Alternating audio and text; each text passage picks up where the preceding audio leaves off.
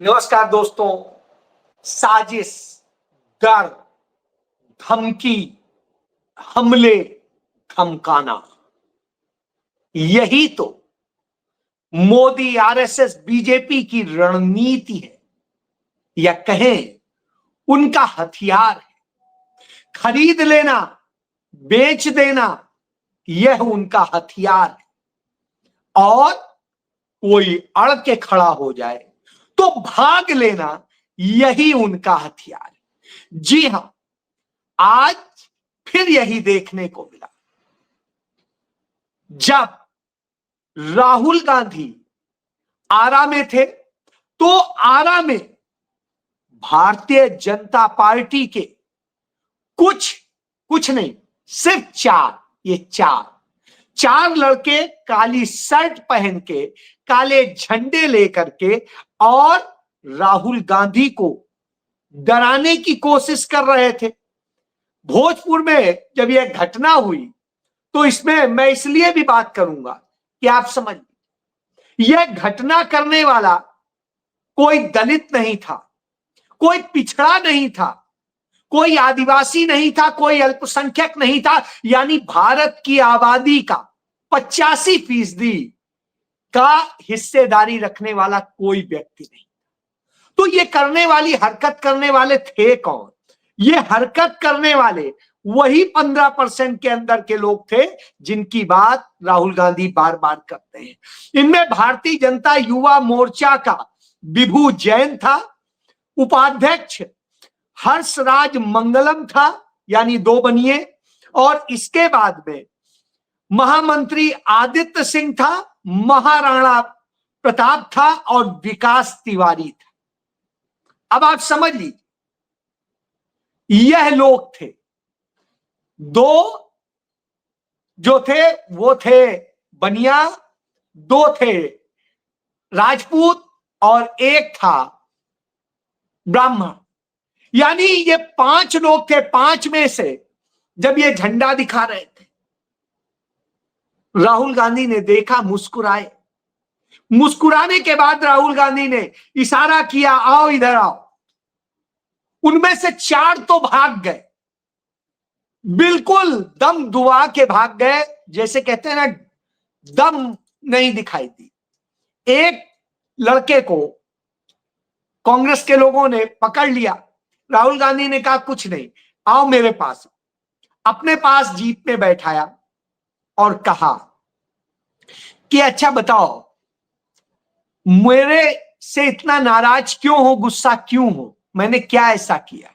तो उनका गाली दी गई, उनका मैंने गाली दी, मेरे किसी नेता ने गाली दी, किसी और ने गाली दी, या मेरे से जुड़े हुए किसी व्यक्ति ने गाली दी। क्या जिस मंच पे गाली दी जा रही थी उस पर मैं था या मेरे नेता थे? तो हुआ नहीं, कोई नहीं थे। तो राहुल गांधी ने उसे कहा, मैं किसकी लड़ाई लड़ रहा हूं? आपकी, आपके लिए। और फिर बताया कि क्यों लड़ रहे हैं, और उसके बाद उसे एक टॉफी दी, और टॉफी देने के बाद उसे विदा किया। अब देखिए, ये मोहब्बत की दुकान है कि जहां दुश्मन को भी कैसे ट्रीट किया जाता है। वो शर्मिंदा सा, बिल्कुल पहले तो बोल ही नहीं पा रहा था। राहुल गांधी ने कहा, नहीं, इसके साथ कोई बदतमीजी नहीं होनी चाहिए। चला गया। जी हां, राहुल गांधी ने बिल्कुल वाजिब सवाल किया, क्योंकि जिस शख्स ने गाली दी थी वो एक टेम्पो चलाने वाला व्यक्ति है। उसका कोई दूर दूर तक कांग्रेस से या किसी भी पार्टी से, राजनीतिक पार्टी से, जो भी विपक्षी पार्टी, उससे नाता नहीं। उसके पिता पंचर बनाते हैं।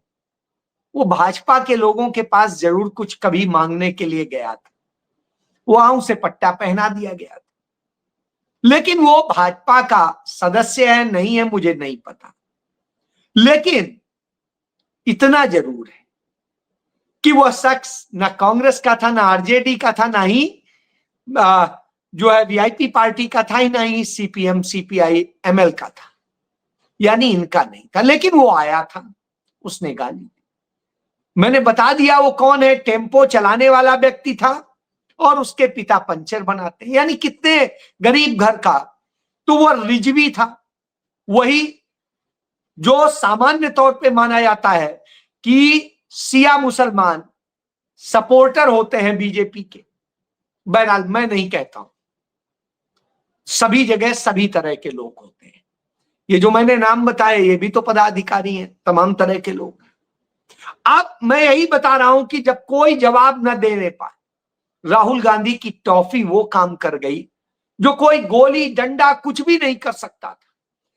वो चार तो कायरों की तरह शर्मिंदा होके भाग गए, आवाज नहीं निकली, और एक जो पकड़ में आया, पकड़ना ही पड़ा क्योंकि वो अपनी तरफ से नहीं आया, उसने हर चीज में जवाब दिया, जी नहीं आप नहीं थे, आपने नहीं दी, आपने ये नहीं किया। तो भाई राहुल गांधी से क्यों गुस्सा हो? राहुल गांधी तो तुम्हारी लड़ाई लड़ रहा है। जी हां, ये होता है गांधी नेहरू परिवार का खून, ये होती है कांग्रेस की विचारधारा, जो लड़ती है, तनती है और तानाशाह दुश्मन सबके सामने खड़ी होती। दूसरी तरफ आप याद करिए 5 जनवरी 2022, जगह थी फिरोजपुर और पुल था ओवरब्रिज, वहां पर नरेंद्र मोदी अपनी बुलेट प्रूफ गाड़ियां रुकवा लेते हैं, ब्लैक कैट कमांडोज, एसपीजी की पूरी फौज और पुलिस सब चारों तरफ से घेर लेते हैं।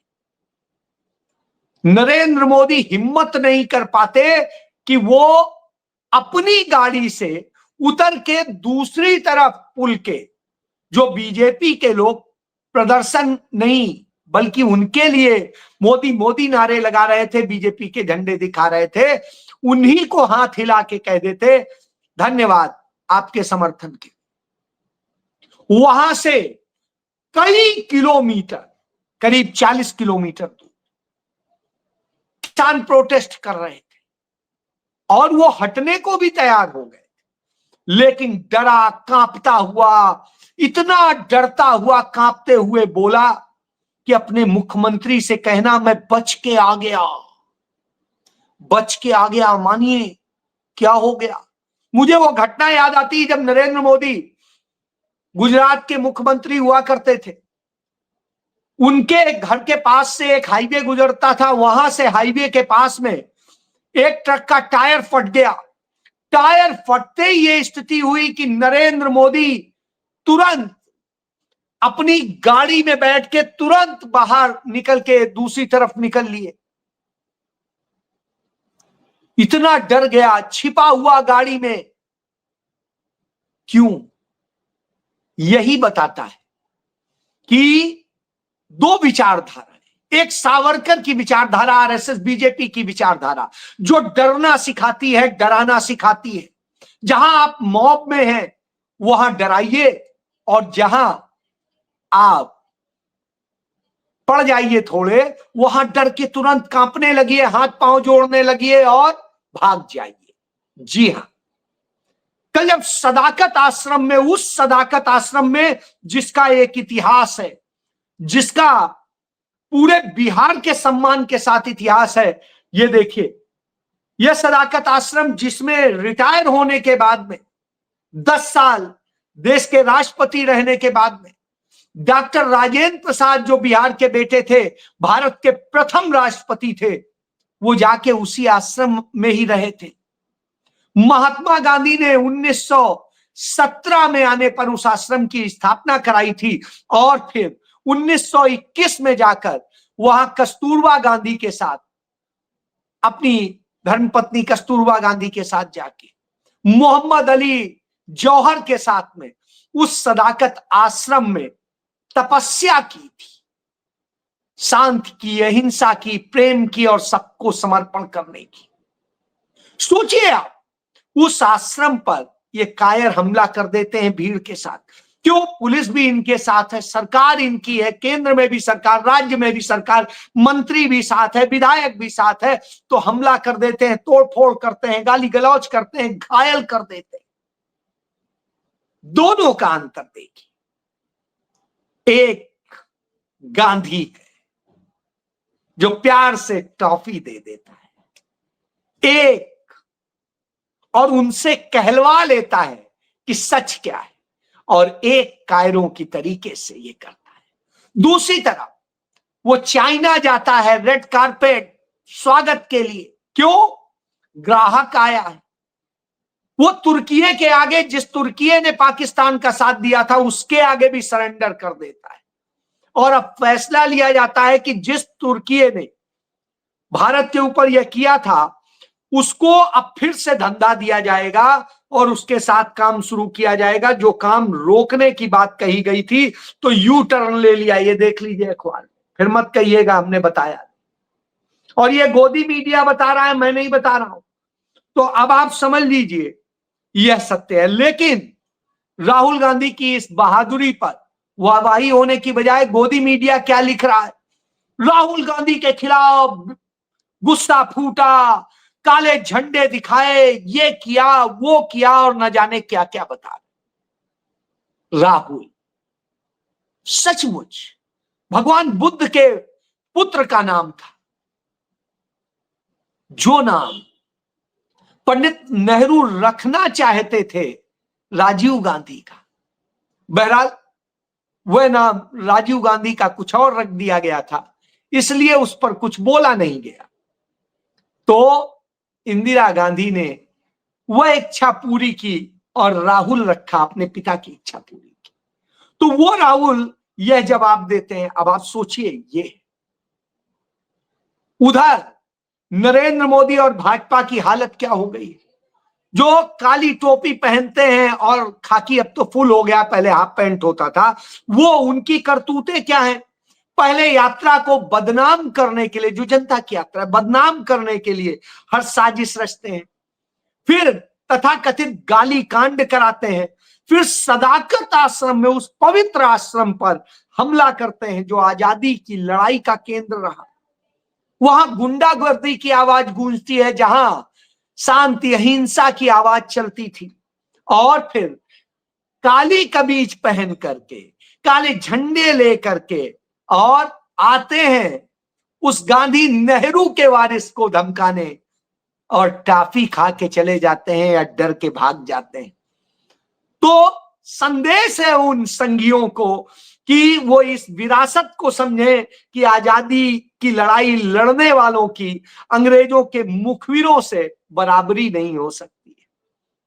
तभी कहा जाता है तब लड़े थे गोरों से, अब लड़ेंगे चोरों से। तो वोट चोरों से लड़ाई हो रही है, और ऐसी स्थिति में डर गए नरेंद्र मोदी, भाजपा, आरएसएस। तो क्या करते हैं? अब बिहार में घोषणा करते हैं कि हर महिला के खाते में इसी सितंबर महीने में 10,000 रुपया आएगा। 10,000 रुपया। अब आप सोचिए, और ये लाडली बहना की तरह की योजना है। तो आपको याद होगा कि माझी लाडकी बहिण योजना ये महाराष्ट्र में चलाई थी, बिल्कुल ऐन चुनाव के पहले। 1 महीने पहले पैसे भी चले गए अकाउंट में, फॉर्म भी भरवाए गए, और नतीजा क्या हुआ? जैसे ही चुनाव जीत गए, सब कुछ हो गया, सब बंद हो गया। यही खेल बिहार में होने जा रहा है। इसी तरीके से मध्य प्रदेश में लाडली बहना योजना थी, आप देख लीजिए, उसका भी यही असर हुआ है। अब ये सब जो है सामने आने लगा है। तो अब आ रहा है कि किस तरह की जब आप साजिश रचते हैं तो क्या होता है। तब राहुल गांधी, तेजस्वी यादव, अखिलेश यादव समेत तमाम सारे लोग, तेजस्वी की बहन समेत तमाम सारे लोग आज फिर सम्मिलित होते हैं और जनता के बीच सड़कों पे चल पड़ते हैं। और जब उनका रेला चलता है तो धरती कांपती है। किसकी धरती? नहीं, ये धरती नहीं, नरेंद्र मोदी की धरती, भाजपा की धरती, आरएसएस की धरती। जो चाइना के साथ में गलबहियां डालने गया है, उनके रेड कारपेट पे चल रहा है, उसकी धरती कांप रही है। जो सरेंडर कर दे रहा है तुर्की के आगे, उसकी धरती कांप रही है। और तब राजनाथ सिंह कह रहा होता है कि हर समय जो दोस्त है वो दोस्त नहीं रहता है, जो दुश्मन है वो दुश्मन नहीं रहता है, सब बदलता रहता है। हाँ, बिल्कुल बदलता रहता है। जैसे मोहन भागवत ने चंद दिन पहले कहा था कि 75 साल में रिटायर हो जाना चाहिए, और अब कहता है मैंने कभी नहीं कहा था कि 75 साल में रिटायर हो। कभी कुछ कहते हैं, कभी कुछ कहते हैं, तो चलिए इसी को ले लेते हैं। तो उस समय में ये जो हुंकार भरते हैं बिहार से, और इन तीनों की हुंकार से, साथ में मुकेश साहनी और कामरेड भट्टाचार्य की हुंकार से हिल जाती है पूरी भाजपा। और वो आरएसएस भाजपा के लोगों का इतिहास है, माफी भी। इंदिरा जी को 3 माफियां लिखी थी आरएसएस प्रमुख ने, चिट्ठियां सनद है, इतिहास है। इसी तरीके से सावरकर ने 8 चिट्ठियां लिखी थी अंग्रेजों के, और वो किसी देश की आजादी के आंदोलन के कारण गिरफ्तार नहीं हुआ था। वो कुकर्म के मामले में गिरफ्तार हुआ था इंग्लैंड में, और वहां से लाया जा रहा था, तब उसने हमला कर दिया था भागने के लिए पुलिस अफसरों पर, और उस कारण से उसे ये सजा हुई थी। अब आप समझ लीजिए, तो कोई वो स्वतंत्र वीर नहीं था, वो गद्दार था, मुखबिर था, कुकर्मी था। और इसीलिए बचने के लिए उसने, जब सदाकत आश्रम से गांधी जी इस देश को संदेश दे रहे थे, तब अंग्रेज उसे छोड़ रहे थे, और छोड़ के कह रहे थे जाओ और जा करके कांग्रेस के इस प्रायोजन को नष्ट करो। तो वही काम अब किया जा रहा है। उसके लिए कभी अरविंद केजरीवाल का इस्तेमाल हो रहा है। अरविंद केजरीवाल ने घोषणा कर दी बिहार में 243 सीटों पे लड़ेंगे। उधर कारपोरेट के अडानी के पैसे से पूरा प्रचार अभियान चलाए हुए है जनसुराज पार्टी का जो पीके है, यानी प्रशांत किशोर, और नीतीश कुमार डर के मारे 10,000 रुपया देने की बात कर रहे हैं, अकाउंट में आएगा। अब आप समझ लीजिए यह स्थिति हो, तो ऐसी स्थिति में जब यह अद्भुत नजारा हो, तो ये पूरे देश को संदेश दे रहा था। दक्षिण से लेके उत्तर तक राहुल गांधी ने जोड़ने का काम किया है, जिसे नरेंद्र मोदी ने और उनके गैंग ने तोड़ने का काम किया था। हिंदू, मुस्लिम, सिख, ईसाई सबको जोड़ने का काम किया है। आदिवासियों, दलितों, पिछड़ों और अगड़ों को जोड़ने का काम किया है राहुल गांधी ने। तब घबराहट होती है इन्हें, क्योंकि यह संदेश है कि एमके स्टालिन भी यहां आ जाते हैं, डीके शिव कुमार और सिद्धारमैया भी आ जाते हैं, उधर हिमाचल से आ जाते हैं सुखविंदर सिंह सुक्खू भी, इधर उत्तर प्रदेश से आ जाते हैं अखिलेश यादव भी, और उसके अलावा तमाम साथी खड़े हैं। हर राज्य से लोग आ रहे हैं और एकजुट होकर संदेश दे रहे हैं कि मोदी तुम वोट चोर हो, चोरी के बूते तुम सत्ता में हो, और अब तुम झुकते घूम रहे हो जगह जगह, भारत को लजाते घूम रहे हो, क्योंकि तुम्हारी विचारधारा कायरों की है। तुम बदल जाते हो, तुम्हारी नीतियां बदल जाती हैं, लेकिन कांग्रेस और उसकी विचारधारा नहीं बदलती।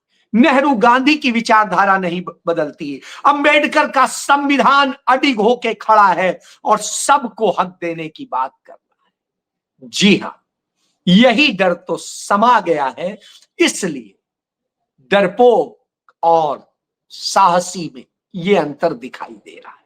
तो आप भी देखिए, समझिए और फैसला कीजिए। जी हां, जय।